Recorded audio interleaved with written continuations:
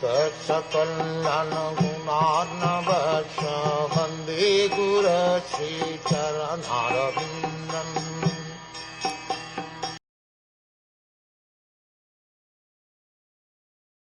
It is because of my supremacy that the wind blows out of fear of me, the sun shines out of fear of me, and the Lord of the clouds, Indra, sends forth showers out of fear of me. Fire burns out of fear of me, and death goes about taking its toll out of fear of me. The Supreme Personality of Godhead, Krishna, says in Bhagavad Gita that the natural laws being enacted are correct in all activities because of his superintendence. No one should think that nature is working automatically, without superintendence. The Vedic literature says that the clouds are controlled by the demigod Indra, heat is distributed by the sun god, the soothing moonlight is distributed by Canto, and the air is blowing under the arrangement of the demigod Vayu. But above all these demigods, the Supreme Personality of Godhead is the chief living entity. Nityo Nityanam Setanash Setananam. The demigods are also ordinary living entities, but due to their faithfulness, their devotional service attitude, they have been promoted to such posts. These different demigods, or directors, such as Canto, Varun and Vayu, are called Adhikari Devta. The demigods are departmental heads. The government of the Supreme Lord consists not only of one planet or two or three. There are millions of planets and millions of universes. The Supreme Personality of Godhead has a huge government, and he requires assistance. The demigods are considered his bodily limbs. These are the descriptions of Vedic literature.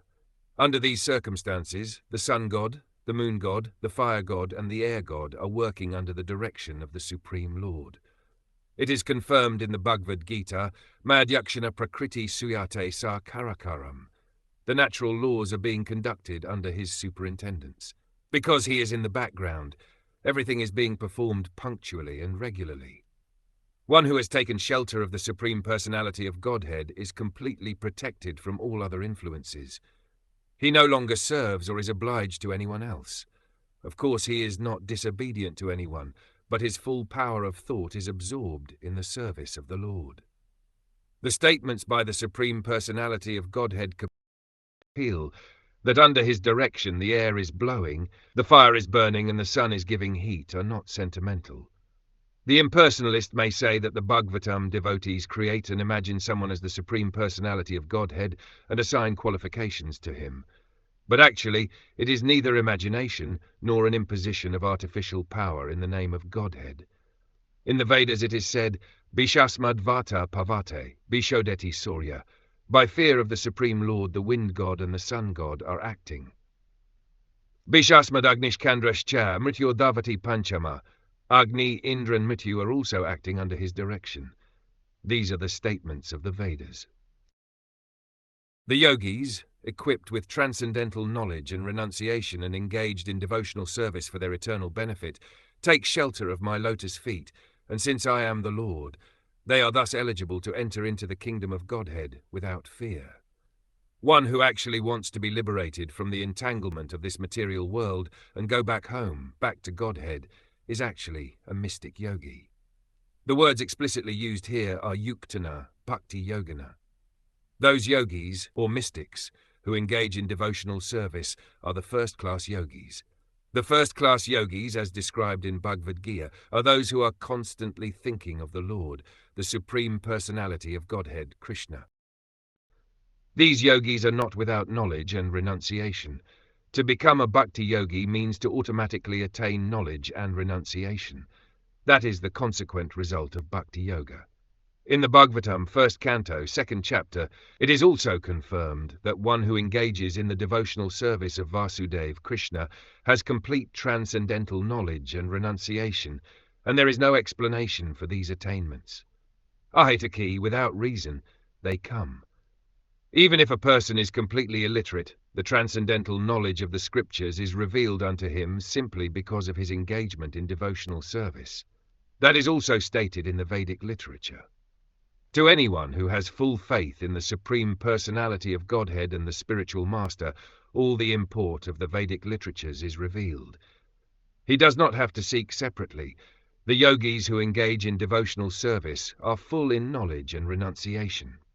If there is a lack of knowledge and renunciation, it is to be understood that one is not in full devotional service.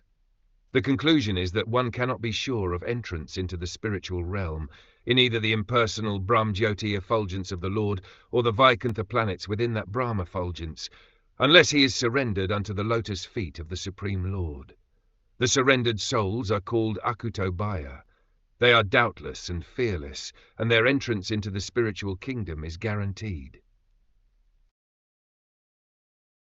Therefore, persons whose minds are fixed on the Lord engage in the intensive practice of devotional service.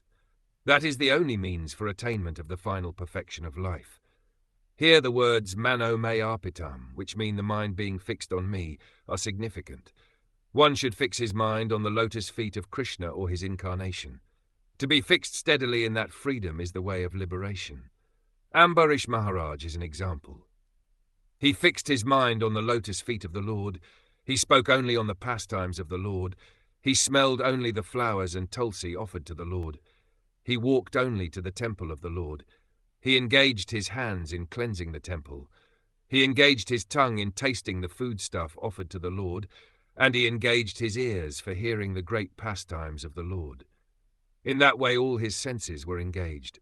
First of all, the mind should be engaged at the lotus feet of the Lord, very steadily and naturally. Because the mind is the master of the senses, when the mind is engaged, all the senses become engaged. That is bhakti yoga. Yoga means controlling the senses. The senses cannot be controlled in the proper sense of the term. They are always agitated. This is true also with a child. How long can he be forced to sit down silently? It is not possible. Even Arjun said, Kanchalam himana Krishna, the mind is always agitated. The best course is to fix the mind on the lotus feet of the Lord. Mano me arpitam sthiram. If one seriously engages in Krishna consciousness, that is the highest perfectional stage. All Krishna conscious activities are on the highest perfectional level of human life.